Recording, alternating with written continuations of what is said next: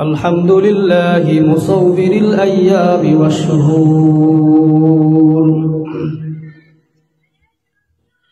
مصرف الأعوام والدهور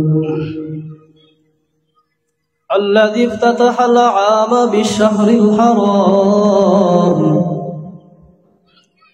الذي خلق السماوات والأرض وما بينهما في 6 أيام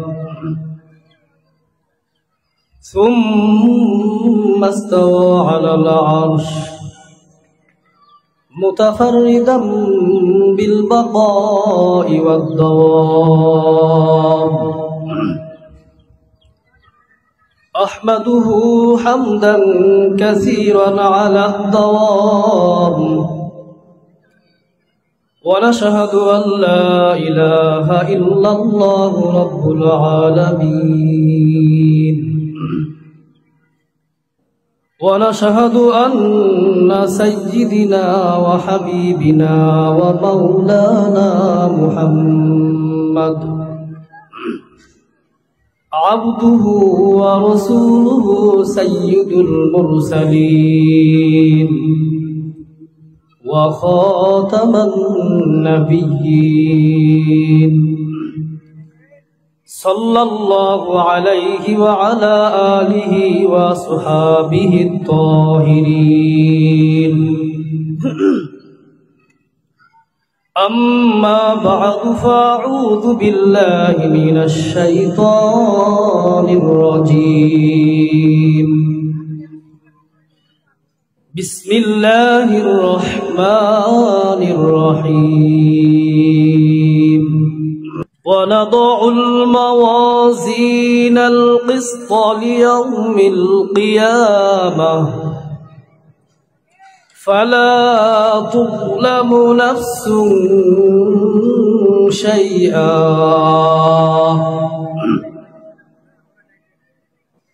وإن كان مثقال حبة من خردل أتينا بها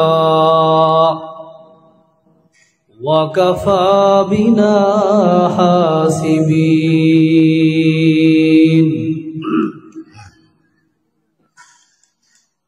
وقال رسول الله صلى الله عليه وسلم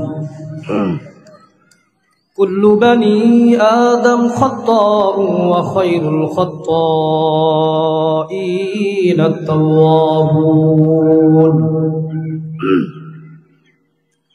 وقال رسول الله صلى الله عليه وسلم أحب الأعمال إلى الله وإن قل وقال تعالى في شان حبيبه بسم الله الرحمن الرحيم إن الله وملائكته يصلون على النبي يا أيها الذين آمنوا صلوا عليه وسلموا تسليما যে যেখানে আছি দরুদ ইব্রাহিম اللهم صل على محمد وعلى آل محمد كما صليت على إبراهيم وعلى آل إبراهيم إنك حميد مجيد اللهم بارك على محمد وعلى آل محمد كما باركت على إبراهيم وعلى آل إبراهيم إنك حميد مجيد سبحانك لا علم لنا إلا ما علمتنا إنك أنت العليم الحكيم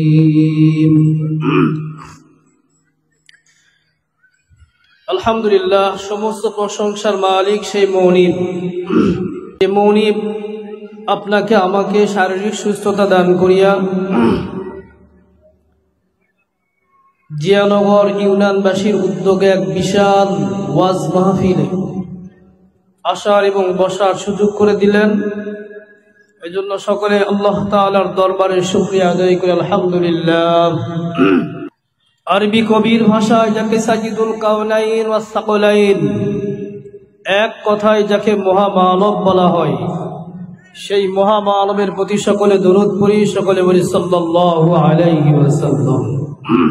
এলাকাবাসী উদ্দেশ্য করে বলছি যে যেখানে অবস্থান করতেছি আমরা মাহফিলে অংশগ্রহণ করে মাহফিলের সৌন্দর্যকে বজায় রাখি।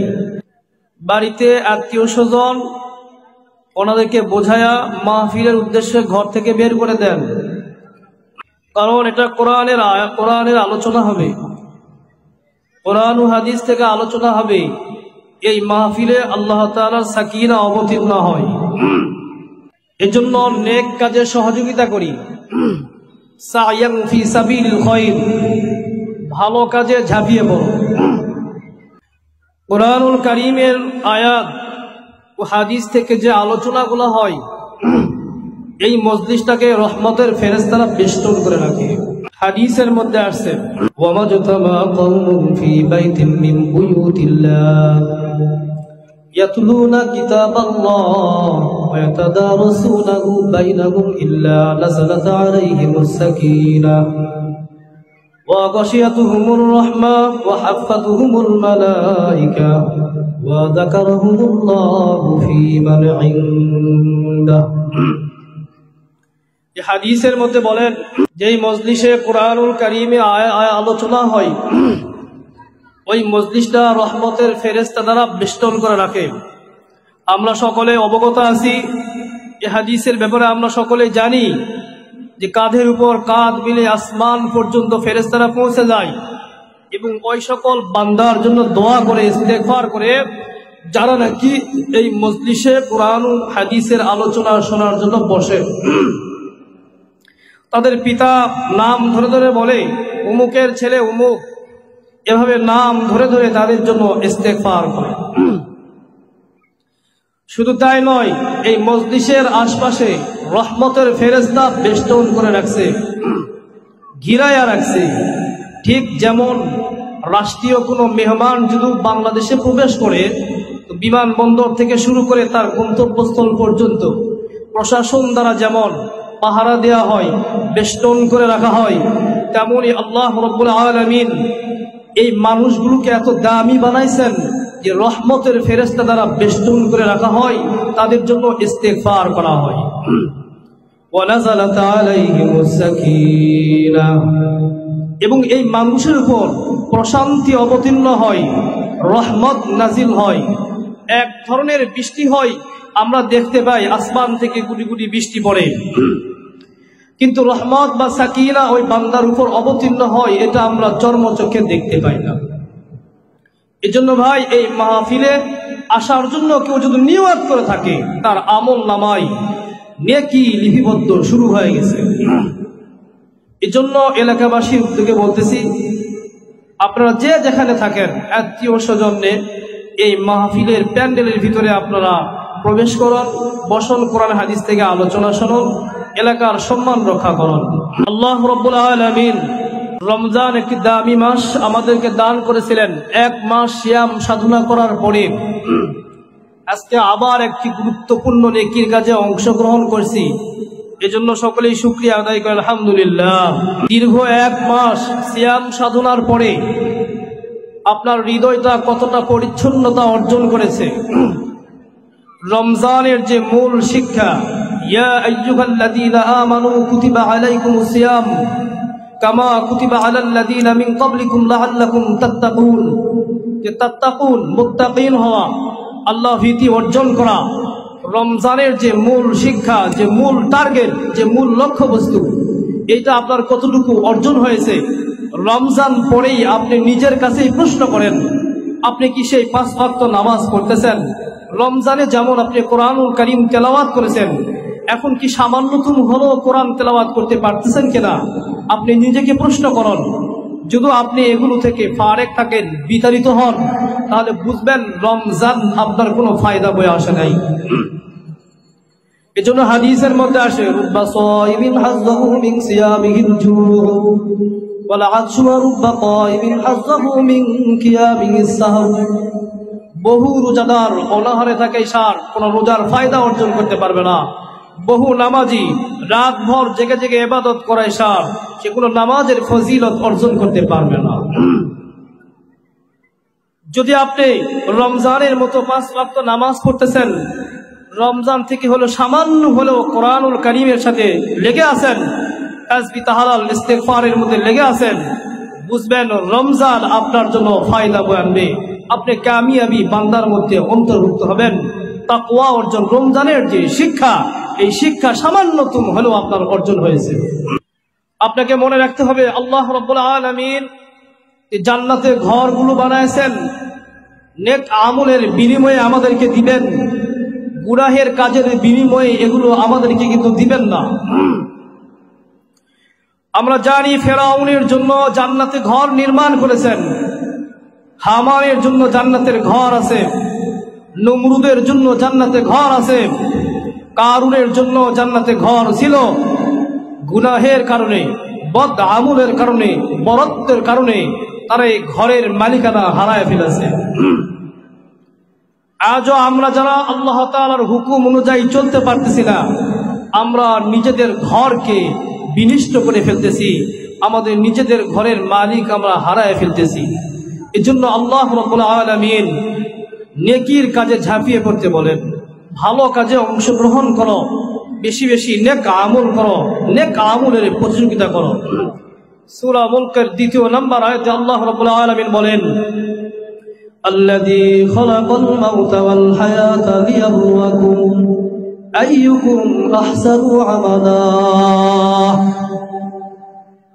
নেক কাজের প্রতিযোগিতা করো, তোমরা নেক কাজের প্রতিযোগিতা করো। আল্লাহ রাব্বুল আলামিন কোরআনুল কারীমের মধ্যে কিয়ামত পর্যন্ত যত মানুষ দুনিয়াতে আসবে সকলকে তার টার্গেট, উদ্দেশ্য, লক্ষ্য বস্তুর কথা কোরআনুল কারীমের মধ্যে জানায় দিয়েছেন।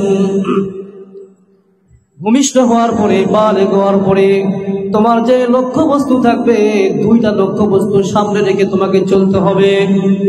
যারা ব্যবসায়িক, দুনিয়াতে যারা ব্যবসায়িক তাদের একটা লক্ষ্য বস্তু থাকে। যারা কৃষক ক্ষেত খামার লাগাইছে, আলু সরিষা ধান বীজ বপন করেছে, তাদের একটা লক্ষ্য বস্তু আছে, ঠিক কিনা বলেন?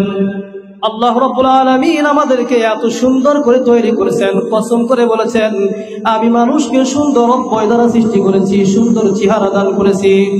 ওয়াত্তিনি ওয়াজ্জাইতুন ওয়া তুরি সিনিন ওয়া হাদাল বালাদিল আমিন লাকাদ খালাকনাল ইনসানা ফি আহসানি তাকওয়িম। আল্লাহ রাব্বুল আলামিন কসম করে বলেছেন আমি মানুষকে সুন্দর অব্যয় দ্বারা, সুন্দর আকৃতি দ্বারা সৃষ্টি করেছি। এবং মানুষকে আল্লাহ রাব্বুল আলামিন শ্রেষ্ঠতা দান করছেন। সমস্ত মাখলুকের মধ্যে মানুষকে আল্লাহ রাব্বুল আলামিন শ্রেষ্ঠত্ব দান করেছেন। লক্ষ্য করলে দেখা যায় হাতি মানুষের চাইতে বেশি শক্তিবান, বাঘ মানুষের চাইতে বেশি শক্তিবান, অসংখ্য মাখলুক আছে মানুষের চাইতে বেশি শক্তিবান।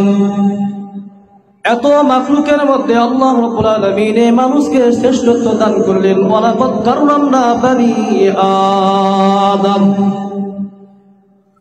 বানি আদমকে মানুষকে শ্রেষ্ঠত্ব দান করলেন, বনি আদমকে শ্রেষ্ঠত্ব দান করলেন। অবশ্যই এর কারণ আছে কিনা বলেন? অবশ্যই এর একটা কারণ আছে। আল্লাহ রাব্বুল আলামিন এই মানুষকে এজন্য শ্রেষ্ঠতা দান করেছেন যে মানুষগুলো কুরআন ও হাদিস অনুযায়ী জিন্দেগি পরিচালনা করবে। মানুষগুলো যেই লক্ষ্য ঠিক করেছেন, ওয়ামা খালাকতুল জিন্না ওয়াল ইনসা ইল্লা লিয়াবুদুন। আল্লাহ রাব্বুল আলামিন এই মানুষকে তার গোলামি করার জন্য, ইবাদত করার জন্য সৃষ্টি করেছেন।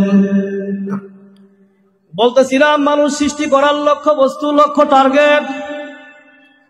আমরা মানুষ, আমাদের যেমন লক্ষ্য বস্তু থাকে, টার্গেট থাকে, ব্যবসা বাণিজ্যের একটা টার্গেট থাকে, ক্ষেত খামার চাষাবাদ যারা করে তাদেরও একটা টার্গেট থাকে। এমন রূপে সৃষ্টিকর্তার আমাদেরকে নিয়ে একটা টার্গেট, একটা লক্ষ্য বস্তু রয়েছে।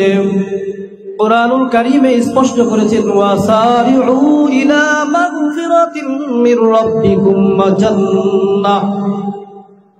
কুরআনুল কারীমের মধ্যে আল্লাহ রাব্বুল আলামিন বলেন তোমাদের টার্গেট, তোমাদের লক্ষ্যবস্তুর দিকে তোমরা দৌড়াও। এক নাম্বার লক্ষ্যবস্তু ওয়াসারিউ ইলা মাগফিরাতিন মির রাব্বিকুম, কিভাবে তুমি তোমার জিন্দেগীর সমস্ত গুনাহ খাতাগুলো আল্লাহ রাব্বুল আলামিনের কাছ থেকে মাফ দিতে পারো। দুই নাম্বার ওয়া জান্নাহ, কিভাবে তুমি জান্নাতের মালিক হইতে পারো।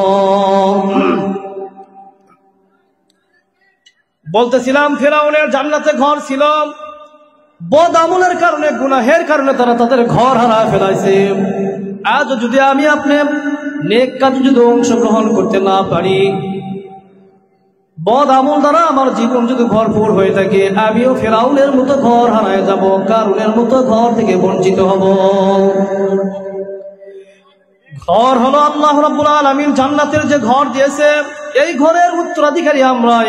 কুরআনুল কারীমের দুই জায়গায় আল্লাহ তাআলা বলে ওয়া তিলকাল জান্নাতুল্লাতী উরিসতুমুহা বিমা কুনতুম তা'মালুন। জান্নাতে যে ঘরগুলো, জান্নাতের যে সম্পদগুলো, উত্তরাধিকারী সূত্রে আমরাই মালিক, কিন্তু বদ আমলের কারণে উত্তরাধিকারী আমরা হেরে ফেলি। দুনিয়াতে দেখা যায় কিছু সন্তানরা পিতা মাতার অবাধ্য হইতে হইতে এমন পর্যায়ে পৌঁছে যায়, পিতা মাতা তাকে ত্যায্য পুত্র হিসেবে ঘোষণা দিয়ে দেয়। ঠিক আমরাও যেমন আল্লাহ তাআলার নাফরমানি করতে করতে এমন পর্যায়ে যদি পৌঁছে যাই, আল্লাহ রাব্বুল আলামিন জান্নাতের ঘর আমাদের থেকে কেড়ে নিবেন। ভালো কাজের ভালো ফল, মন্দ কাজের মন্দ। ফুল থেকে সুবাস আসে, ময়লা থেকে গন্ধ। ভালো কাজের ভালো ফল, মন্দ কাজের মন্দ। ফুল থেকে সুবাস আসে, ময়লা থেকে গন্ধ।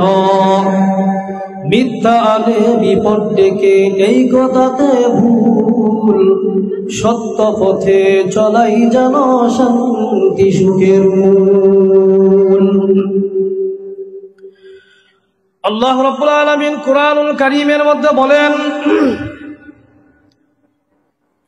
আমরা যা কিছু করতেছি, যেই জায়গায় অবস্থান করতেছি, সমস্তগুলো রেকর্ডিং হইতেছে, ভিডিও হইতেছে।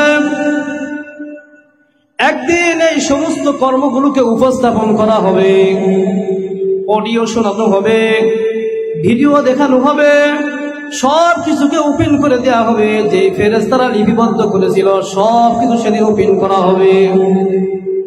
দুনিয়াতে আমরা যে চলাফেরা করতেছি, যে মন্দ কর্মগুলোকে গুনাহ বলে, গুনাহের প্রকারভেদ বর্ণনা করতে গিয়ে মিশকাতের হাদিসের মধ্যে বলেন আত-তাওয়াবিনু সালাসা। বান্দার যে আমলনামা আছে, গুনাহের আমলনামা, এটা তিন প্রকার।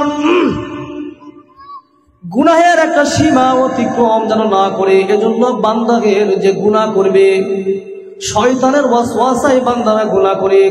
গুনাহের সীমা রেখা একটা মাপকাঠি আল্লাহ রাব্বুল আলামিন বান্দাদেরকে জানায় দিয়েছেন। মিশকাতের হাদিসের মধ্যে রাসূল বলেন আত-তাওয়াবিনু সালাসা, গুনাহের আমলনামা হলো তিনটা।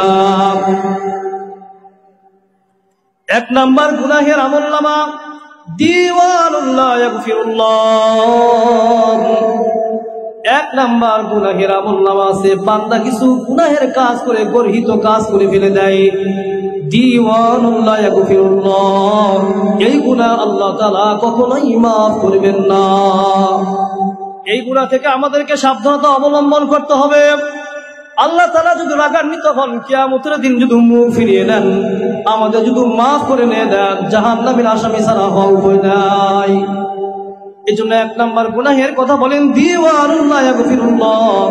বান্দা এমন কিছু মন্দ কর্ম করবে, গর্হিত কাজ করবে, গুনাহের কাজ করবে, যেই গুনাহ আল্লাহ তাআলা কখনোই তাকে মাফ করবেন না। নবী আলাইহিস সালাতু ওয়াস সালাম এই গুনাহের পরিচয় দিয়েছেন আল-ইশরাকু বিল্লাহ। এই গুনাহের পরিচয় হলো শিরক। শিরকের গুনাহ যে বান্দা করবে, আল্লাহ তাআলা কখনোই তাকে মাফ করবেন না। নবী আলাইহিস সালাতু ওয়াস সালাম হাদিসে কুরসির মধ্যে এভাবে বলেন, ইয়া ইবনা আদম লাউ আন্নাকা আতাইতানি বিকিরাবিল আরদি খাতায়া সুম্মা লাকিতানি লা তুশরিকু বি শাইআ সুম্মা লাকিতানি লা তুশরিকু বি শাইআ লা আতাইতুকা বিকিরাবিহা মাগফিরা। আল্লাহ রাব্বুল আলামিন হাদিসে কুরসির মধ্যে জানায়া দিয়েছেন, বনি আদম যদি আসমান ও জমিনের ফাঁকা জায়গা পরিমাণ গুনাহ নিয়ে আমার সামনে হাজির হয়, আমি তার সমস্ত গুনাহ খাতা মাফ করে দেওয়ার জন্য ওই বান্দার জন্য অপেক্ষা করব। কিন্তু শর্ত হইল, এই গুনাহের মধ্যে যদি কোনো শিরকি গুনাহ থাকে তাহলে কখনোই তাকে মাফ করবেন না। জমিন থেকে আসমানের যে দূরত্ব, আমরা যে আসমান দেখতে পাই, এই আসমানের যে ফাঁকা জায়গাগুলো দেখছি, জমিন থেকে আসমানের মাঝখানে যে ফাঁকা জায়গা, এ পরিমাণ যদি আমি আল্লাহর বান্দা গুনাহ করে থাকি, তবু আমার দয়ার আল্লাহ মাফ করে দেওয়ার জন্য অপেক্ষা করবে। কিন্তু শর্ত হইল, আমি যদি শিরকি গুনাহ না করে থাকি তাহলে আমি আল্লাহ তাআলার ক্ষমাপ্রাপ্ত হইব। এজন্য আমাদেরকে সাবধানতা অবলম্বন করতে হবে, যে আমলগুলো আমি করি আমলের মধ্যে যেন শিরকি গুনাহ না থাকে। কারণ শিরক মুক্ত ইবাদত হলো আল্লাহর হক। আমরা সকলে জানি বান্দার হক আর আল্লাহর হক। আল্লাহর হক হলো বান্দা শিরক মুক্ত ইবাদত করবে, এইটাই চাই আল্লাহ বান্দার থেকে। হযরত মুআজ বিন জাবাল রাদিয়াল্লাহু তাআলা আনহু একজন বিশেষ সাহাবী ছিলেন। মুআজ বিন জাবাল রাদিয়াল্লাহু তাআলা আনহু একদা রাসূলুল্লাহ সাল্লাল্লাহু আলাইহি ওয়াসাল্লামের উটের পিছে আরোহণ করতেছিলেন। মুআজ বিন জাবাল রাদিয়াল্লাহু তাআলা আনহু বলতেছিলেন, আমি এবং হুজুর সাল্লাল্লাহু আলাইহি ওয়াসাল্লাম খুবই নিকটে ছিলাম, সামান্যতম ব্যবধান ছিল। মুআজ বিন জাবাল রাদিয়াল্লাহু তাআলা আনহুকে আল্লাহর রাসূল সাল্লাল্লাহু আলাইহি ওয়াসাল্লাম বললেন, ইয়া মুআজ, হাল তাদরি মা হাক্কুল্লাহি আলা ইবাদিহি। হে মুআজ, তুমি কি জানো আল্লাহর হক আর বান্দার হক কি? ওয়া মা হাক্কুল ইবাদি আলাল্লাহ। হে মুআজ, তুমি কি জানো আল্লাহর হক আর বান্দার হক কি? মুআজ রাদিয়াল্লাহু তাআলা আনহু বললেন, আল্লাহু ওয়া রাসূলুহু আ'লাম। আল্লাহ তার রাসূলই ভালো জানেন। রাসূল করিম সাল্লাল্লাহু আলাইহি ওয়াসাল্লাম মুআজ রাদিয়াল্লাহু তাআলা আনহুকে বললেন, ফাইন্না হাক্কাল্লাহি আলাল ইবাদি আন ইয়াবুদুহু ওয়া লা ইশরিকু বিহি শাইআ ওয়া হাক্কুল ইবাদি আলাল্লাহি আল্লা ইউআযিবা মান লা ইশরিকা বিহি শাইআ। হে মুআজ, তুমি কি জানো আল্লাহর হক আর বান্দার হক কি? রাসূল করিম সাল্লাল্লাহু আলাইহি ওয়াসাল্লাম নিজে আবার মুআজ রাদিয়াল্লাহু তাআলা আনহুকে জানায়া দিয়েছেন, বান্দার হক হলো বান্দা শিরক মুক্ত ইবাদত করবে, আর আল্লাহর হক হলো জাহান্নামের আগুন থেকে বাঁচায়া থেকে জান্নাতের ঘরের মালিক বানায়া দিবে। জোরে জোরে বলে সুবহানাল্লাহ। এজন্য আমাদের অধিকার, আমাদের হক কি এটা বুঝতে হবে। অগণিত শিরকি আমল আমরা করি, আমরা বুঝতেই পারি না, আমাদের দ্বারা শিরক হয়ে যায়। শিরক প্রধানত দুই প্রকার, শিরকু ফিল আমাল। আমলের মধ্যে আমরা শিরক করে থাকি। যেমন এক বান্দা নামাজ আদায় করতেছে, নামাজের নিয়ত বাঁধছে, এমন সময় কিছু বান্দা তার নামাজের দৃশ্যগুলো দেখতেছে। নামাজি ব্যক্তি মনে করতেছে, ভাই আমার নামাজের দৃশ্যগুলো দেখতেছে, সুতরাং আমার নামাজটা আরো সুন্দর করা দরকার। কেরাতগুলো বড় করতেছে, রুকু সাজদাগুলো ধীরে স্থির ভাবে আদায় করতেছে, নামাজগুলো লোক দেখানোর জন্য করতেছে। এইটা হলো শিরকু ফিল আমাল, আমলের মধ্যে শিরক। আমলের মধ্যে শিরক এতটা ভয়ঙ্কর, রাসূল করিম সাল্লাল্লাহু আলাইহি ওয়াসাল্লামের সাহাবী আবু সাঈদ খুদরি রাদিয়াল্লাহু তাআলা আনহু বলেন, কিছু সংখ্যক সাথীদেরকে নিয়ে আমি আলোচনা করতেছিলাম, দাজ্জাল সম্পর্কে আলোচনা করছিলাম। এমন সময় রাসূল করিম সাল্লাল্লাহু আলাইহি ওয়াসাল্লাম আমাদের ওই মজমায় আসলেন এবং বসে পড়লেন এবং জিজ্ঞাসা করলেন, হে আবু সাঈদ খুদরি রাদিয়াল্লাহু তাআলা আনহু, তোমরা কি সম্পর্কে আলোচনা করছিলে? আবু সাঈদ খুদরি রাদিয়াল্লাহু তাআলা আনহু বলেন, আমরা দাজ্জাল সম্পর্কে আলোচনা করছিলাম। রাসূল করিম সাল্লাল্লাহু আলাইহি ওয়াসাল্লাম বলেন, আমি কি তোমাদেরকে দাজ্জালের ভয়াবহতার চাইতেও আরো বেশি ভয়ঙ্কর কিছু বলবো কিনা? এর চাইতেও ভয়াবহ কিছু ব্যাপার আছে, বলবো কিনা? সাহাবীরা বললেন, ওগো আল্লাহর রাসূল বলেন। নবী আলাইহিস সালাতু ওয়াস সালাম বলেন, আশ-শিরকু ফিল খাফিয়্যি, শিরকে খাফি দাজ্জালের আবির্ভাবের চাইতে বড় মারাত্মক বড় গুনাহ। অর্থাৎ লৌকিকতা, লোক দেখানো ইবাদত সবচেয়ে বড় ভয়ঙ্কর। সহিহ মুসলিমের মধ্যে হাদিসের মধ্যে আসছে 1905 নম্বর হাদিস, কিয়ামতের ময়দানে 3 শ্রেণীর ব্যক্তিকে দেখানো হবে। 3 শ্রেণীর ব্যক্তি এসে হাজির হয়ে যাবে। 1 নাম্বার, একজন আলিমকে ডাকা হবে। আলিমকে বলা হবে, আমি দুনিয়ার মধ্যে সমস্ত নিয়ামতের মধ্যে তোমাকে উত্তম নিয়ামত ইলম দান করেছিলাম, ইলম অনুযায়ী কতটুকু তুমি আমল করেছ? আলিম বলবে, আমি বিভিন্ন ময়দানে ওয়াজ মাহফিলে ওয়াজ করেছি, কনফারেন্সে বক্তৃতা দিয়েছি, মসজিদের মেম্বার থেকে আওয়াজ দিয়েছি, হাজার হাজার মানুষ আমার কথায় হেদায়েতের রাস্তায় উঠেছে। আমি মাদ্রাসার মুহতামিম ছিলাম, আমি মাদ্রাসায় তালিম দিয়েছিলাম, হাজার হাজার ছাত্রকে আমি কোরআনুল কারীম শিক্ষা দিয়েছি, বুখারী মুসলিমের তালিম দিয়েছি। এভাবে আলিম তার বর্ণনাগুলো দিতে থাকবে। আল্লাহ রাব্বুল আলামিন বলবেন, এজন্য আল্লাহ রাব্বুল আলামিন বলবেন, এগুলো তুমি আমার জন্য করো নাই, লোকে তোমারে বড় বলবে, লোকে তোমার সম্মানের আসনে বসাবে, এজন্য তুমি করেছো। যাও যাও, যাদের জন্য তুমি করেছো তাদের থেকে আজকে তুমি প্রতিদান নিয়ে নাও। 2 নাম্বার যে ব্যক্তিকে ডাকা হবে, একজন মুজাহিদকে ডাকা হবে। মুজাহিদকে বলা হবে, মুজাহিদ তুমি কার জন্য যুদ্ধ করেছো? মুজাহিদ বলবে, দ্বীনের পতাকা উত্তোলন করার জন্য, উড্ডীন রাখার জন্য, দ্বীনকে বলবৎ রাখার জন্য আমি জিহাদ করেছি, আমি জিহাদ করে শহীদ হয়েছি। মুজাহিদ এভাবে তার যুদ্ধের বর্ণনাগুলো দিতে থাকবে। আল্লাহ রাব্বুল আলামিন বলবেন, না না, তুমি আমার জন্য করো নাই, বুকে তোমাকে বীর বলবে, এজন্য তুমি জিহাদের ময়দানে অংশগ্রহণ করেছো, যাদের জন্য তুমি করেছো আজকে তাদের থেকে তুমি প্রতিদান নিয়ে নাও। 3 নাম্বার যে ব্যক্তিকে দেখানো হবে, একজন দানশীল ব্যক্তিকে ডাকা হবে। দানশীল ব্যক্তি বলবে, আমি মসজিদ বানায় দিয়েছি, মাদ্রাসা বানায় দিয়েছি, ওয়াজ মাহফিল হাজার হাজার টাকা পয়সা দান করেছি, রাস্তা নির্মাণ করেছি, অসহায় মানুষদের পাশে দাঁড়াইছি, টিউবওয়েল দিয়েছি, খাল বিল পানির প্রয়োজনীয় ব্যবস্থা করে দিয়েছি, সমাজে ইত্যাদি ইত্যাদি উন্নয়নমূলক কাজ করেছি।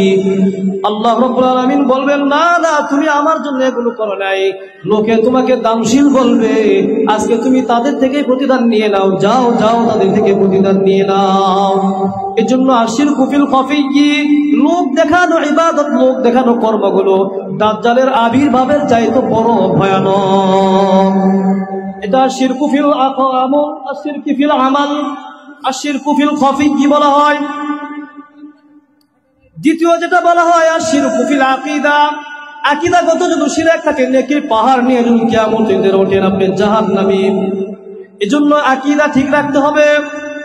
শিয়ারা মুসলমান, শিয়ারা মুসলিম, শিয়াদের আকীদার কোনো ঠিক নাই। পৃথিবীতে আমরা দেখি শিয়াদের আকীদার দিকে তাকান, মুসলমানদের আকীদার মধ্যে তাকান, মুসলমানদের মধ্যে কিছু আকীদাগত মারাত্মক ভাইরাস রয়েছে, মাজার পূজারি ইত্যাদি তারা আকীদাগত করে, এদের আকীদা নষ্ট হয়ে গেছে। এদেরকে আল্লাহ রাব্বুল আলামিন জাহান্নামে নিক্ষেপ করবেন, এদের কোনো নেকি আল্লাহ তাআলার দরবারে গ্রহণযোগ্য হবে না। এজন্য আমলের ক্ষেত্রে 2টা জিনিস লক্ষণীয় বস্তু।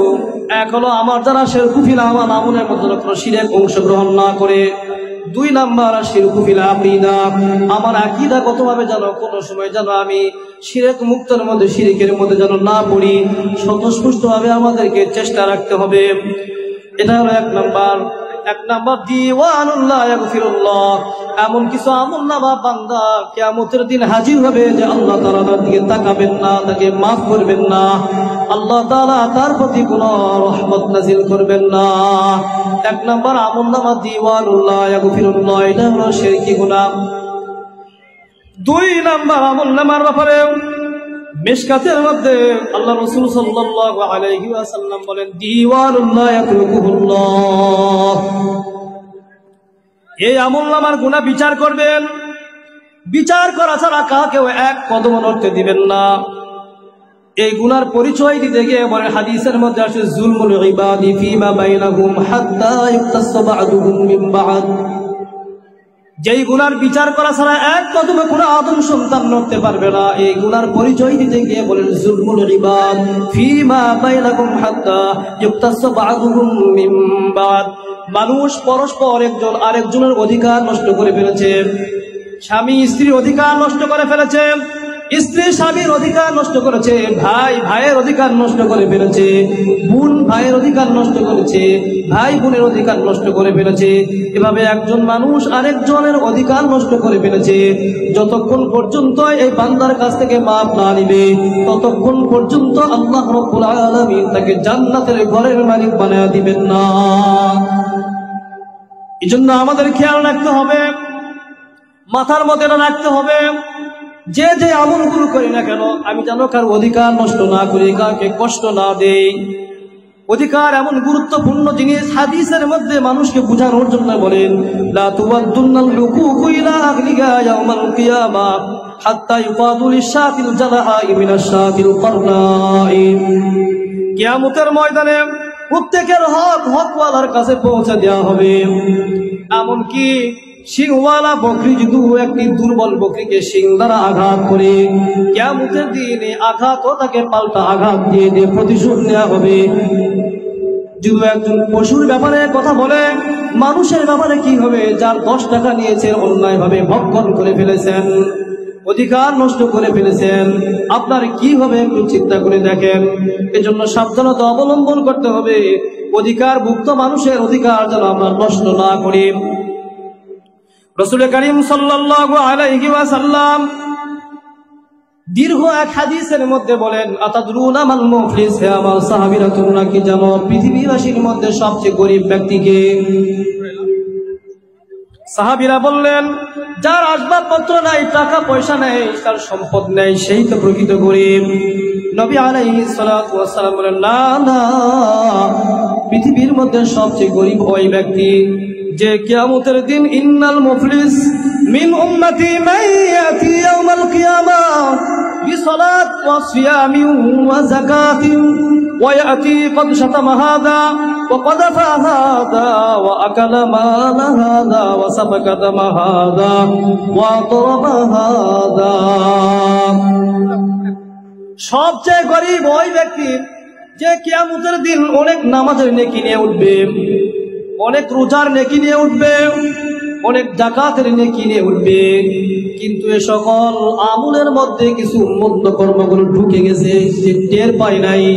ওয়ায়াতি কদ শাতামা হাযা ওয়া ক্বাদাফা হাযা ওয়া সাফাকা দামা হাযা ওয়া দারাবা হাযা। নামাজের নেকির পাহাড় নিয়ে উঠবে, রোজার নেকির পাহাড় নিয়ে উঠবে, যাকাতের পাহাড় নিয়ে উঠবে, কিন্তু সমস্ত কর্মের মধ্যে দেখা যাবে সে কাকে অন্যায় ভাবে একটা থাপ্পড় মেরেছে, অন্যায় ভাবে কারো সম্পদ বিনষ্ট করে ফেলেছে, ভক্ষণ করে ফেলেছে, অন্যায় ভাবে কাউকে হত্যা করে ফেলেছে, এভাবে সে মানুষের ক্ষতি করে ফেলেছে। হাদিসের শেষাংশের ফায়সালা হলো, ওয়াহাদা মিন হাসানাতিহি وهذا من حسناته فإن فنيت حسناته قبل أن يقضى ما عليه। তার যে নেকিগুলো নিয়ে কিয়ামতের দিন উঠছে, সমস্ত নেকিগুলো যে মানুষটার অধিকার নষ্ট করে ফেলেছে এর নেকিগুলো দিয়ে দেওয়া হবে। আর যার অধিকার নষ্ট করেছে ওই ভাইয়ের সমস্ত বদ আমলগুলো ওই ব্যক্তির কাঁধে বোঝা হিসেবে দিয়ে দেওয়া হবে। এখন সে ফাঁকা হয়ে গেল, কোথায় যাবে সে? পাতুরিহাত আলাইহি সুম্মা তুরিহা ফিন্নার, সুতরাং সে জাহান্নামের খোরাক হয়ে যাবে। বলেন নাউযুবিল্লাহ। কথা কি বুঝে আসছে? যার আপনি অধিকার নষ্ট করছেন, কিয়ামতের দিন যাকে আপনি কষ্ট দিয়েছেন, আপনার সমস্ত নেকিগুলো ওই ভাইরে দিয়ে দেওয়া হবে, এবং ওই ব্যক্তির যে গুনাহগুলো আছে সমস্ত গুনাহগুলো আপনার ঘাড়ে দিয়ে দেওয়া হবে। সুতরাং আপনি ফাঁকা, আপনার কাছে আর কিছু থাকে না। ওর গুনাহ আর আপনার গুনাহ নিয়ে তো গুনার পাহাড় হয়ে যাবে। এখন এই গুনাহ নিয়ে কি আপনি জান্নাতে যাইতে পারবেন? কখনোই না। আপনাকে টেনে হিঁচড়ে কোথায় নিক্ষেপ করবে? ওয়াসিকাল লাযীনা কাফারু ইলা জাহান্নাম যুমারা, টেনে হিঁচড়ে আপনাকে জাহান্নামের মধ্যে নিক্ষেপ করা হবে। এজন্য আমাদের সাবধানতা অবলম্বন করা দরকার।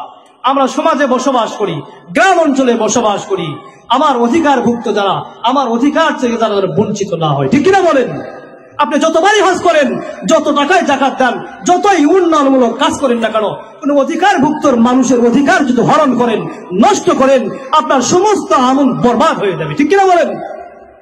এজন্য সাবধানতা অবলম্বন করা দরকার।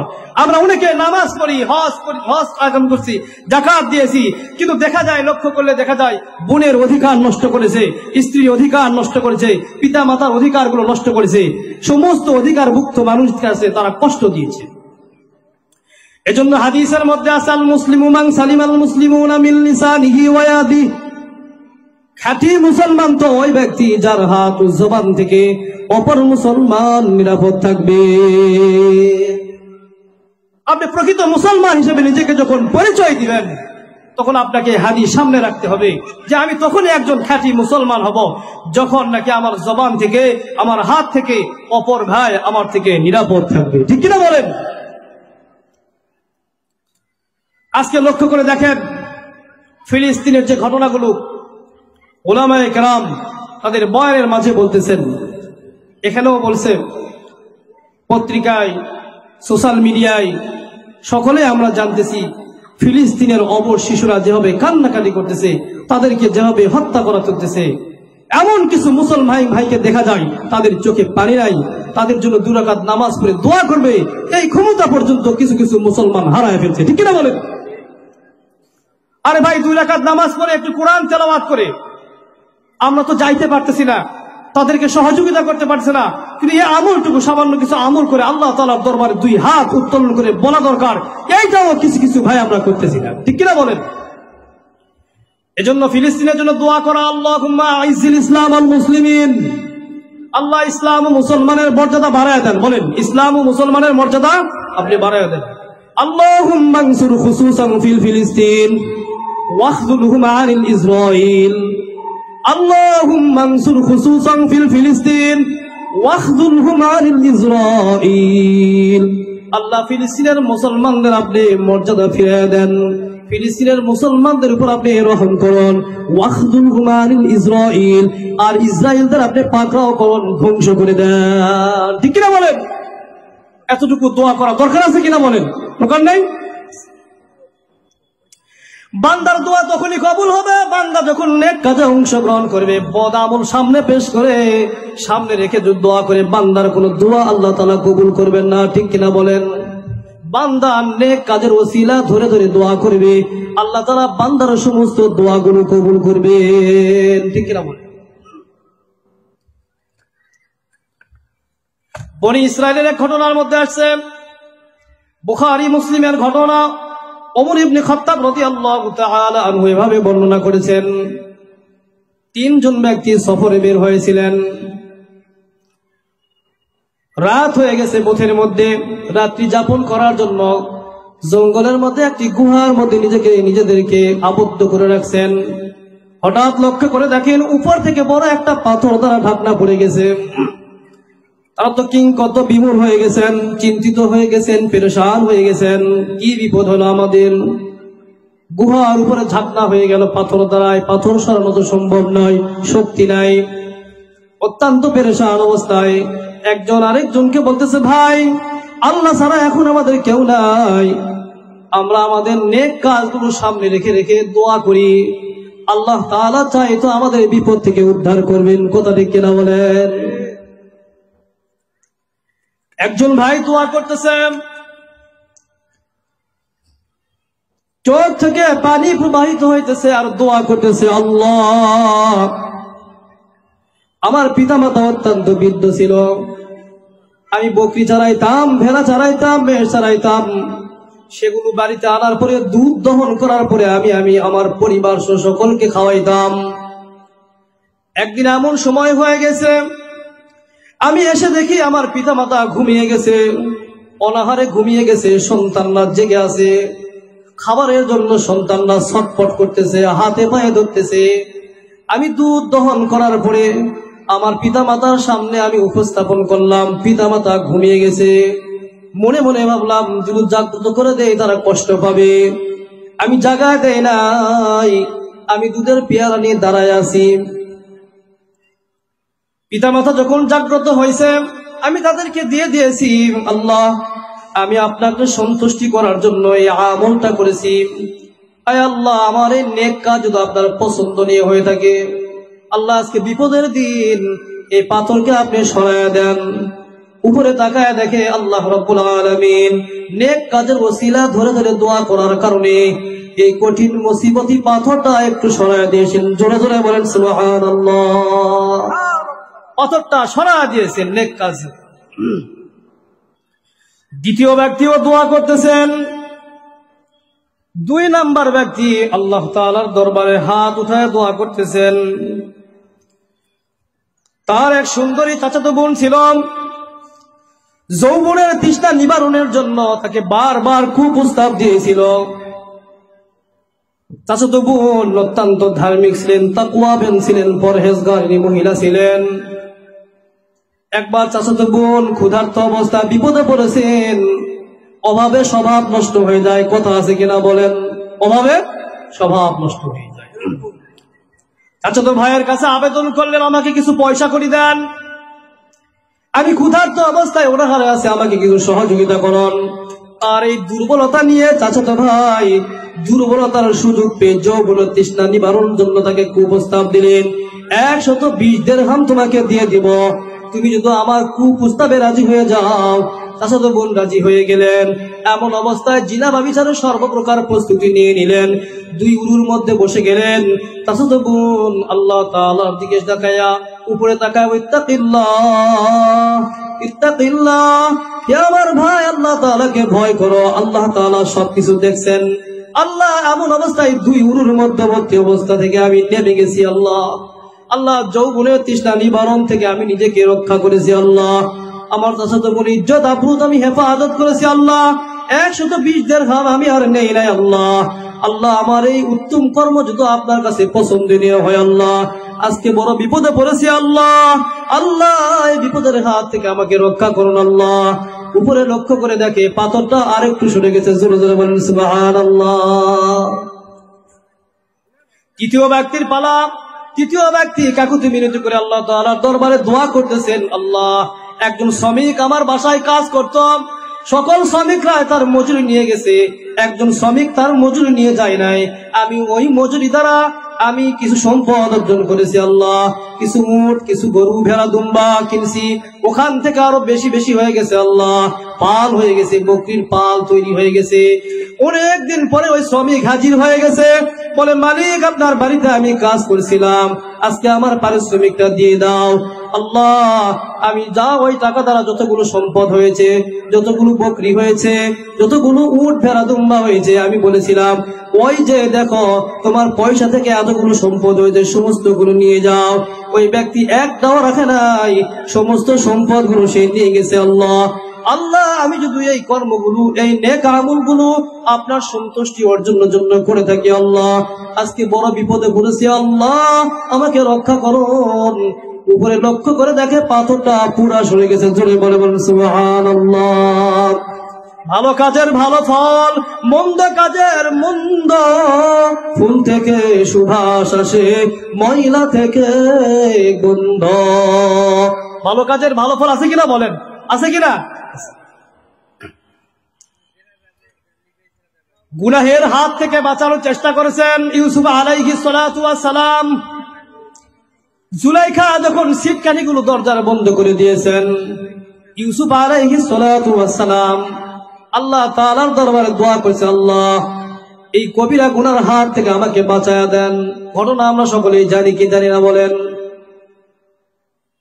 এক পর্যায়ে আল্লাহ তাআলার সহযোগিতা আসছে। আজ আমি আপনি যদি মনে মনে চিন্তা করি, একটু ফিকির করি, আল্লাহ গুনাহের ভাত থেকে বাঁচানোর চেষ্টা করেছে, আপনি সহযোগিতা করেন, আল্লাহ রাব্বুল আলামিন যত বড় এই গুনাহের পরিবেশ হোক না কেন আপনাকে বাঁচায়া দিবে কিনা বলেন? বাঁচায় দিবে কিনা বলেন? দিবে। কিন্তু আমাদের চেষ্টা নাই। গুনাহ করতে আমি আপনি মজা পাই নাকি বলেন? আনন্দ পাই, এজন্য আমার কোনো চেষ্টা নেই। হাদিসের মধ্যে আছে কুল্লু বানি আদম খাত্তাউ ওয়া খায়রুল খাত্তাইন আত-তাওয়াবুন। প্রত্যেকটা বনি আদম সন্তান গুনাহগার, তবে এই গুনাহগারদের মধ্যে উত্তম ওই ব্যক্তি যে গুনাহ করার পরে নিজের গুনাহের প্রতি লজ্জিত হয়, অনুতপ্ত হয়। বলেন সুবহানাল্লাহ। প্রত্যেকটা আদম সন্তান গুনাহগার, কিন্তু ওই ব্যক্তি সবচেয়ে উত্তম যে গুনাহ করার পরে লজ্জিত হয়, অনুতপ্ত হয়, আল্লাহ আমি গুনাহ করে ফেলেছি, আমাকে মাফ করে দেন। আল্লাহ তাআলা তার সমস্ত গুনাহ খাতাগুলো মাফ করে দেন। সুবহানাল্লাহ। কুরআনুল কারীমের মধ্যে বলেন ফামান তাবা মিন বাদি যুলমিহি ওয়া আসলাহা ফাইন্নাল্লাহা ইয়াতুবু আলাইহি ইন্নাল্লাহা গফুরুর রহিম। ফামান তাবা মিন বাদি যুলমিহি, অতঃপর যে ব্যক্তি তওবা করবে, মিন বাদি যুলমিহি, নিজের নফসের অনুযায়ী জুলুম করে ফেলেছে, নিজের নফস অনুযায়ী গুনাহ করে ফেলেছে, ওয়া আসলাহা, এবং নিজেকে সংশোধন করে ফেলেছে, আল্লাহ রাব্বুল আলামিন কোরআনের মধ্যে বলেন ফাইন্নাল্লাহা ইয়াতুবু আলাইহি, অবশ্যই আমি তার তওবা কবুল করব। সুবহানাল্লাহ। আপনি নফসের খায়েশ অনুযায়ী গুনাহ করে ফেলছেন, তওবা করেন, নিজেকে এরকম ভাবে সংশোধন করেন, আল্লাহ তাআলা আপনার তওবা অবশ্যই কবুল করবেন। ঠিক কিনা বলেন? হাদিসের মধ্যে আসে মাস বিন মালিক রাদিয়াল্লাহু তাআলা আনহু রাসূল করিম সাল্লাল্লাহু আলাইহি ওয়াসাল্লামের দরবারে হাজির হয়েছেন। হাজির হয়ে নিজের বিরুদ্ধে সাক্ষ্য দিতেছেন, ওগো আল্লাহর নবী, আমি জিনা করে ফেলেছি, আমি ব্যভিচার করে ফেলেছি। আল্লাহর নবী, আমি পূত পবিত্র হয়ে যাইতে চাই, জিনাহের এই কলঙ্ক নিয়ে আমি কবরে যাইতে চাই না, গুনাহের এই কালিমা নিয়ে আমি কবরে যাইতে চাই না, ইসলামী শরিয়ার আইন আমার উপর আপনি বলবৎ করুন। 3 দিন পর্যন্ত রাসূলের দরবারে গিয়ে নিজের বিরুদ্ধে সাক্ষী দিয়েছে। জোরে জোরে বলেন সুবহানাল্লাহ। আপনি দিবেন? বলেন। 5 টাকা যদি নিয়ে থাকেন, এই 5 টাকা না দেওয়ার কারণে কত কি করবেন আপনি ঠিক নাই। ঠিক কিনা বলেন? জিনা করার পরে 3 দিন পর্যন্ত নবী আলাইহিস সালাতু ওয়াস সালামের দরবারে গিয়ে বলেছেন, ওগো আল্লাহর নবী, আমি জিনা করেছি, আল্লাহর নবী, পূত পবিত্র হইতে চাই, কলঙ্ক মুক্ত হইতে চাই, আল্লাহর নবী আমাকে শরীয়তের আইন বলবৎ করুন। 3 দিন বলার পরে আল্লাহর নবী সাহাবীদেরকে অনুমতি দিলেন, পস্তর আঘাতে একে হত্যা করো। পাথরের আঘাতে তাকে হত্যা করা হলো। 2 দিন পরে আল্লাহর নবী দোয়া করতেছেন, পবিত্র চোখ মোবারক দ্বারা পানি ভরতেছিল, পানিগুলো ঝরতেছিল, দাড়িগুলো ভিজা যাইতেছিল, দোয়া করতেছিল আল্লাহ। দোয়ার মধ্যে বলেছেন, মাস বিন মালিকের তওবার ওজন এত ভারী হয়ে গেছে, কোন অন্যায়কারী কওমের মধ্যে যদি তওবাগুলো, এই আমলগুলো যদি বন্টন করে দেয়া হতো, পুরা অন্যায়কারী কওমকে আল্লাহ তাআলা মাফ করে দিত। জোরে জোরে বলেন সুবহানাল্লাহ। অনুতপ্ত সাহাবীরা যেভাবে অনুতপ্ত হয়েছে, গুনাহ করার পরে যেভাবে লজ্জিত হয়েছে, যার কারণে সাহাবীরা এত দামি হয়ে গেছে। সাহাবিকার নুজুম ফাবিআইহিম ইবতাদাইতুম ওয়া ইহতাদাইতুম। সাহাবীরা হলো আকাশের তারকার মতো সাদৃশ্যপূর্ণ, তা কি বলেন? মাস বিন মালিক রাদিয়াল্লাহু তাআলা আনহু গুনাহ করার পরে এভাবে এমন ভাবে লজ্জিত হয়েছেন যে রাসূল করিম সাল্লাল্লাহু আলাইহি ওয়াসাল্লাম দোয়া করতেছেন। সাহাবীরা বললেন, একজন জিনাকারীর কারণে আপনি এভাবে দোয়া করতেছেন কেন? রাসূল করিম সাল্লাল্লাহু আলাইহি ওয়াসাল্লাম বললেন, তার তাওবার ওজন এত হয়ে গেছে, কোন অন্যায়কারী কওমকে যদি বন্টন করে দেওয়া হয় তো সমস্ত কওমবাসীকে আল্লাহ তাআলা মাফ করে দিবেন। সুবহানাল্লাহ। এজন্য আমাদেরকে গুনাহমুক্ত জীবন করতে হবে। বলতেছিলাম ইউসুফ আলাইহিস সালাতু ওয়াস সালামের কথা।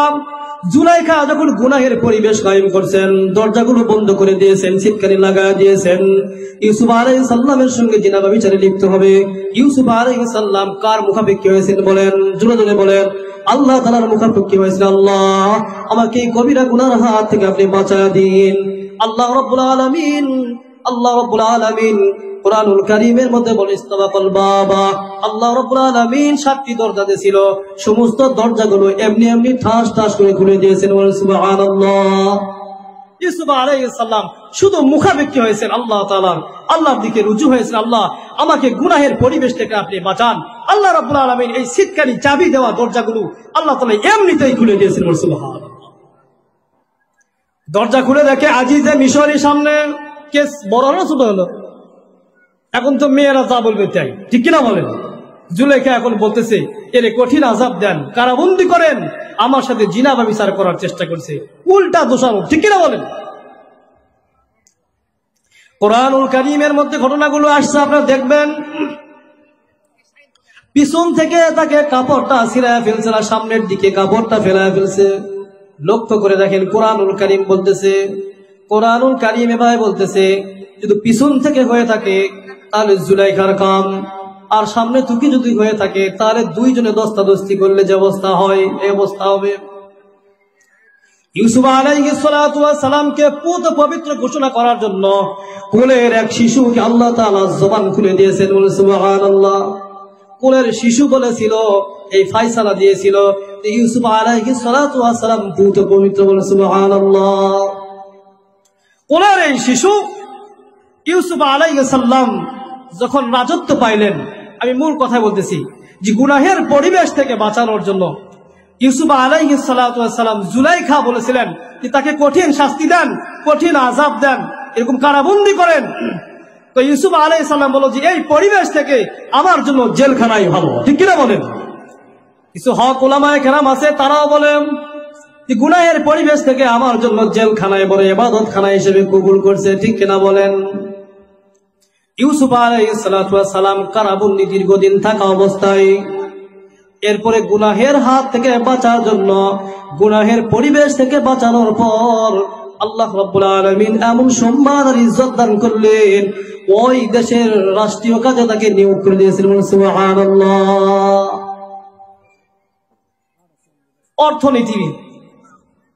অর্থনীতির যে চাবিকাঠি ইউসুফ আলাইহিস সালাতু ওয়াস সালামকে দান করেছেন। সুবহানাল্লাহ। আজও যদি আমি গুনাহের পরিবেশ থেকে বাঁচার চেষ্টা করি, গুনাহের হাত থেকে বাঁচার যদি চেষ্টা করি, আল্লাহ রাব্বুল আলামিন আমাদেরকে সম্মানের আসনে বসাবে কি বসাবে না বলেন? যদি গুনাহের হাত থেকে বাঁচার চেষ্টা করি তো আল্লাহ রাব্বুল আলামিন আমাদেরকে সম্মানের আসনে বসাবে। আল্লাহ রাব্বুল আলামিন কোরআনুল কারীমের কোথাও 11 বার একাধারে কসম করেন নাই। বান্দার আত্মাটাকে পরিশুদ্ধ বানানোর জন্য, গুনাহ মুক্ত করার জন্য এক সূরায় 11 বার একাধারে কসম করেছেন। ওয়াশ-শামসি ওয়া দুহাহা ওয়াল কমারি ইযা তালাহা, এই সূরায় 11 বার একাধারে কসম করে বলেছেন কদ আফলাহা ওয়া যাক্কাহা, যে পরিশুদ্ধ আত্মা নিয়ে আমার কাছে আসো। কয়বার কসম করছেন বলেন? 11 বার। কয়বার? 11 বার। কোরআনুল কারীমের কোন সূরায় একাধারে 11 বার কসম করে বলেন নাই। এত গুরুত্বপূর্ণ কথা যে 11 বার কসম করে বলেছেন কদ আফলাহা মান যাক্কাহা, তোমার আত্মাটাকে পরিশুদ্ধ বানাও, গুনাহ মুক্ত করো, ঠিক কিনা বলেন? আজকে গুনাহ করি, গুনাহের পরিবেশে নিজেকে শামিল নাকি আমার কোনো চিন্তিত হয় না, চিন্তা হয় না। অথচ মায়েস বিন মালিক 3 দিন পর্যন্ত রাসূলের দরবারে গিয়ে নিজের বিরুদ্ধে সাক্ষ্য দিয়েছে, আমি জিনা করেছি, অনুতপ্ত হয়েছে। আজকে যদি সাহাবীওয়ালা হৃদয় ওই অনুতপ্ত হওয়ার যদি আমার হৃদয়টা এমন থাকতো, আল্লাহ রাব্বুল আলামিন আমাকে গুনাহমুক্ত জীবন দান করতো, সম্মানের আসনে আমাকেও বসায় দিত, ঠিক কিনা বলেন? খুদার কালাম পক্ষে ধরো, রক্ষা যদি চাও, আর যেও না পাপের পথে, এবার শপথ নাও। কোরআনুল কারীম অনুযায়ী জিন্দেগি করো, কোরআনুল কারীমকে একরে ধরো, আর শপথ নাও পাপের পথে আর যাব না, পাপের পথে আর যাব না। আলহামদুলিল্লাহ। 3 নাম্বার আমলনামা দিওয়ানুল্লাহ ইয়াবাহুল্লাহ। 3 নাম্বার আমলনামার কথা মিশকাতের হাদিসের মধ্যে আসছে যে এটা আল্লাহর হক, যদি আল্লাহ ইচ্ছা করে মাফ করে দিতে পারেন। নামাজ পড়তে বলছেন, আপনি যদি নামাজ না পড়েন আল্লাহ তাআলা ইচ্ছা করে যদি আপনাকে মাফ করে দিতে পারেন, ঠিক কিনা বলেন? মদ্যপান নিষিদ্ধ করেছে, আপনি মদ্যপান করতেছেন, আল্লাহ তাআলা ইচ্ছা করলে আপনাকে মাফ করে দিবে। ইয়া আইয়ুহাল্লাযীনা আমানু তুবু ইলাল্লাহি তাওবাতান নাসুহা, যদি তাওবাতুন নাসুহা করে থাকেন, আন্তরিকভাবে যদি তওবা করে থাকেন, অনুতপ্ত হন, আল্লাহ তাআলা আপনার জীবনের সমস্ত গুনাহ খাতাগুলো মাফ করে দিবেন।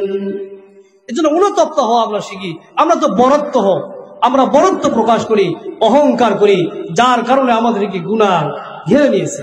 বিমা কাসাবাত আইদিকুম ওয়া ইয়াফু আন কাসীর। বান্দার গুনাহের কারণে, কৃতকর্মের কারণে, তার নিজের হাতের কামাই আপদ বিপদ, যত আপদ বিপদ গুলো আসে, এই সবগুলো আপনার আমার নিজ হাতের কর্ম, ঠিক কিনা বলেন? এই সবগুলো কার কর্ম বলেন? নিজ হাতের কর্ম। এগুলো থেকে আমাদেরকে ফিরায় রাখতে হবে। বান্দা যখন গুনাহ করে, বান্দার গুনাহগুলো লিপিবদ্ধ করা হয়, দুজন ফেরেশতা নিযুক্ত করে দেন। ইদিয়া তালাক্কাল মুতালাক্কিয়ান আনিল ইয়ামিনি ওয়া আনিশ শিমালি কঈদ। কন্দে দুইজন ফেরেশতা, ডানে বামে, আনিল ইয়ামিনি ওয়া আনিশ শিমালি কঈদ, দুইজন ফেরেশতা লিপিবদ্ধ করা হয়। এদেরকে বলা হয় কিরামান কাতিবিন ইয়ালামুনা মা তাফআলুন। সম্মানিত লেখক বিন্দু তাদের কাজগুলো করেন, ঠিক না? এরা কি করে জানেন? বান্দা যা কিছু বলে, যা কিছু করে, যা কিছু দেখে, ভালো মন্দ সব কিছু লেখে। মা ইয়ালফিজু মিন কাউলিন ইল্লা লাদাইহি রাকীবুন আতীদ। যা কিছু করেন, যা কিছু বলেন, আপনি অডিও ভিডিও সব কিছু এই ফেরেশতারা করে রাখেন। কিয়ামতের দিন ওপেন করা হবে। কিয়ামতের দিন কি করা হবে? এগুলো ওপেন করা হবে। কিয়ামতের দিন যখন ডিসপ্লে করা হবে, নাতির সামনে, জামাইয়ের সামনে, ছেলেদের সামনে দেখা গেছে পিতা কোনো এক সময় জিনাকার করেছে, পিতা কোনো এক সময় সুদ খেয়েছে, কোনো এক সময় অন্যায় ভাবে চুরি করেছে, ইত্যাদি ইত্যাদি গর্হিত কাজে অংশগ্রহণ করেছে, গুনাহের কাজ করে ফেলেছে। তার আত্মীয় স্বজন, পুরা পৃথিবীবাসী সব কিয়ামতের দিন আপনার ওই গুনাহের ডিসপ্লে গুলো দেখবে। এজন্য নিজের গুনার কথাগুলো স্মরণ করেন, চোখ মুজে রাখেন। মরার আগ পর্যন্ত আপনি যেই বালেগ হওয়ার পরে যেই গুনাহগুলো করেছেন, সমস্ত গুনাহগুলো আপনার নিঃশ্বাস ত্যাগ করার আগ পর্যন্ত সমস্ত গুনাহগুলো মাঝে মধ্যে আপনার ডিসপ্লে হয়। আমার দ্বারা এই অপরাধ হয়েছে, একমাত্র কারণ হইল এগুলো স্মরণ করে, একমাত্র দেওয়ার কারণ হইল আপনাকে তওবা করার সুযোগ করে দিতেছে আল্লাহ তাআলা।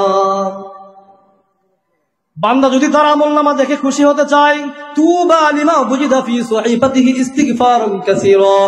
আমলনামা দেখে যদি আপনি কিয়ামতের দিন খুশি হতে চান, তাহলে আমলনামার মধ্যে আপনি বেশি বেশি ইস্তিগফারের আমল ঢুকায়া দেন। বেশি বেশি কিসের আমল? ইস্তিগফারের আমল আপনি ঢুকায়া দেন, তবে আপনি আপনার আমলনামা দেখে খুশি হইবেন। কিয়ামতের দিন যখন উপস্থাপন করা হবে, লা ইবাদিরু সাগীরাতান ওয়ালা কাবীরাতান ইল্লা আহসাহা। আজকে আমার ছোট বড় সব কিছু গুনাহ ওপেন করা হইতেছে, ডিসপ্লে করা হয়েছে, বলে দেওয়া হইতেছে, ধরা খায় যাবে। হাই হাই, আজকে আমার ছোট বড় সব কিছু গুনাহ ওপেন করা হয়েছে। ইয়া লাইতাহা কানাতিল কাদিয়া। আফসোস করবে তারা, আফসোস করবে, আফসোস করে করে বলবে মা আগনা আন্নি মালিয়া। আজকে আমার সম্পদ কোনো কাজে আসলো না, আমার সন্তানরা কোনো কাজে আসলো না। হালাকা আন্নি সুলতানিয়া। আজকে আমার মেম্বারগিরি, চেয়ারম্যানগিরি, সমাজের মাতব্বরগিরি কোনো কিছু আজকে আমার কাজে আসলো না। ফুযুহু ফাগুল্লু সুম্মাল জাহিমা সাল্লু। আজকে তোর চেয়ারম্যানগিরি, মেম্বারগিরি, এমপিগিরি কোনো কাজে আসবে বলেন? যে চেয়ারে বসার কারণে তুমি নামাজ পরিত্যাগ করেছো, আজকে চেয়ার তোমাকে জাহান্নামে নিক্ষেপ করে, ঠিক কিনা বলেন? মানুষ যার কারণে নামাজকে বিনষ্ট করে ফেলে, রাষ্ট্রীয় ক্ষমতার কারণে। বলেন, এক নাম্বার কি? রাষ্ট্রীয় ক্ষমতার কারণে। 2 নাম্বার ব্যবসা বাণিজ্যের কারণে, ব্যবসা বাণিজ্য কারণে। 3 নাম্বার প্রশাসনিক কাজে ব্যস্ত হওয়ার কারণে, বা সরকারি কোনো চাকরির কাজে ব্যস্ত হওয়ার কারণে। এভাবে মানুষ তার নামাজগুলোকে বিনষ্ট করে ফেলে। যেই ব্যক্তি রাষ্ট্রীয় ক্ষমতার কারণে, চেয়ারের কারণে যদি নামাজকে বিনষ্ট করে ফেলে, এর হাসর হবে ফেরাউনের সাথে। কোথায় বলেন? ফেরাউনের সাথে। প্রশাসনিক কাজে যারা চাকরিজীবী, যারা চাকরি করেন, স্কুল বলেন আর ভার্সিটিতে বলেন, সরকারি যে কোনো পর্যায়ে আপনি থাকেন না কেন, আপনি যদি নামাজকে বিনষ্ট করে ফেলেন, তাহলে এর হাসর হবে হামানের সাথে। কার সাথে? হামানের সাথে। ব্যবসার কারণে যদি নামাজকে বিনষ্ট করে ফেলি, মক্কার মুনাফিক উবাই বিন খালফের সাথে তার হাসর নাসর হবে। সম্পদের কারণে যদি নামাজকে বিনষ্ট করে ফেলেন, আলু বাড়ি গেছে, কাজ করতেছে, আজান হইতেছে, কোনো টের নাই, সম্পদের মোহে নামাজকে বিনষ্ট করে ফেলতেছে, এর হাসর হবে কারুনের সাথে। কার সাথে বলেন? কারুন। কারুন সম্পদ নিয়ে অহংকার করেছিল। এজন্য আমাদের দুনিয়ার সম্পদ, এই সম্পদের মোহ থেকে আমাদেরকে একটু হলো ফারেক রাখতে হবে। সম্পদ বড় নিয়ামত জিনিস। দুনিয়াতে 2টা বস্তু বড় নিয়ামত। পুরুষের জন্য দুইটা বস্তু নিয়ামত, এক হলো নারী, দুই হলো সম্পদ। পুরুষের জন্য দুইটা বস্তু বড় প্রয়োজনীয়, আবার দুইটাই বের ক্ষতিকর, ঠিক না বলেন? সম্পদ না থাকলে দুনিয়া আবাদ হবে না, হবে বলেন? আর মেয়ে লোক আপনার প্রয়োজনীয়, মেয়ে লোক যদি বিবাহ না করেন মানব প্রজন্ম বন্ধ হয়ে যাবে। তাহলে দুইটা বড় প্রয়োজনীয় এবং দুইটাই বড় কি ক্ষতিগ্রস্ত। এই জন্য আমাদের এই দুইটা থেকে সাবধানতা অবলম্বন করতে হবে, আমাদের জিন্দেগি সুন্দর বানাইতে হবে। আল্লাহ রাব্বুল আলামিন কুরআনুল কারীমের মধ্যে নেক আমলের কথা বলেন। আমি গুনাহের আলোচনা করেছি তিনটা, গুনাহে থেকে আমাদেরকে সবাইকে আল্লাহ তাআলা বাঁচায় রাখুন, বলে আমিন। গুনাহ তো আমার হয়েই যাবে, আল্লাহ মেহেরবানি করে সাহাবীওয়ালা হৃদয় দান করেন, যেভাবে তারা অনুতপ্ত হয়েছে এই হৃদয় আপনি আমাদেরকে দান করেন, অনুতপ্ত হওয়ার দান করেন। কুরআনুল কারীমের মধ্যে বলেন, মান আমিলা সালিহাম মিন যাকারিন আও উনসা ওয়া হুয়া মুমিন। ঈমান আনার পরে যে ব্যক্তি আমলে সালেহ করবে, মিন যাকারিন সে পুরুষ হোক, আও উনসা অথবা নারী হোক, হায়াতান তাইয়্যিবা দুনিয়ার জিন্দেগি তার পবিত্র বানায় দিবেন। সুবহানাল্লাহ। ঈমান আনার পরে যদি নেক আমল করেন, নেক কাজ করেন, ভালো কাজ করেন, তাহলে দুনিয়াতেও আপনার জীবন পবিত্র রাখবেন, আখিরাতেও উত্তম জাযা দিবেন কিনা বলেন? অবশ্যই দিবেন। এজন্য আরবি কবি বলেন, এমন ভাবে জীবন গঠন করো, তাহইয়াউনা কামা তামুতুন। হাদিসের মধ্যে আসছে তাহইয়াউনা কামা তামুতুন, তামুতুনা কামা তাহইয়াউন। যে যেমন করে জীবনটারে গঠন করবে তেমন রূপেই তার মৃত্যুবরণ হবে। আবার যে যেমন করে মৃত্যুবরণ করলো কিয়ামতের দিন তাকে তেমন রূপে উত্থিত করা হবে। আরবি কবি কবিতার মধ্যে বলেন, ওয়ালাদাতকা ইদা ওয়ালাদাতকা উম্মুকা বাকিয়া ওয়াল কওমু হাওলাকা ইয়াদহাকুনা সুরুরা ফা'মাল লিয়াউমিন তাকুনু ফীহি ইদা বাকাউ ফী ইয়াউমি মাউতিকা দাহিকাম মাসরুরা। আরবি কবি বলেন, যেদিন তুমি এসেছিলে ভবে কেঁদেছিলে তুমি এসেছিল সবে, এমন জীবন তুমি করিয়া গঠন মরিয়া হাসিবে তুমি কাঁদিবে ভুবন। কত সুন্দর কথা না এটা? যেদিন তুমি এসেছিলে ভবে কেঁদেছিলে তুমি হেসেছিল সবে, এমন জীবন তুমি করিয়া গঠন মরিয়া হাসিবে তুমি কাঁদিবে ভুবন। আমার সামনে তো বেশিরভাগ বয়োজ্যেষ্ঠ মানুষরা বসে আছেন, আপনাদের খেয়াল রাখতে হবে। আপনার সন্তানটাকে মাস্টার ডিগ্রি অনার্স পাস করাইতেছেন, আপনার সন্তানকে যদি বলা হয় যে আপনার পিতা আপনার জীবনকে সুন্দর করার জন্য 2 রাকাত নামাজ শিক্ষা দিয়েছে কিনা, মাস্টার ডিগ্রি পাস, অনেক ছেলেরা বলবে না 2 রাকাত নামাজ পড়তে যে মাসলাগুলো দরকার, যে তালিমগুলো দরকার, কোরআনুল কারীমের যে আয়াত দোয়া দরকার, এগুলো আমরা শিখি নাই, তখন কিন্তু আপনি ফেঁসে যাবেন, পারবেন না বলেন? তাই হায়াত আছে, সময় আছে, আপনার সন্তানকে অন্তত কোরআনুল কারীমের কিছু শিক্ষা দেন এবং 2 রাকাত নামাজ পড়ার জন্য যে ইলমগুলো দরকার ইলমগুলো শিক্ষা দেন।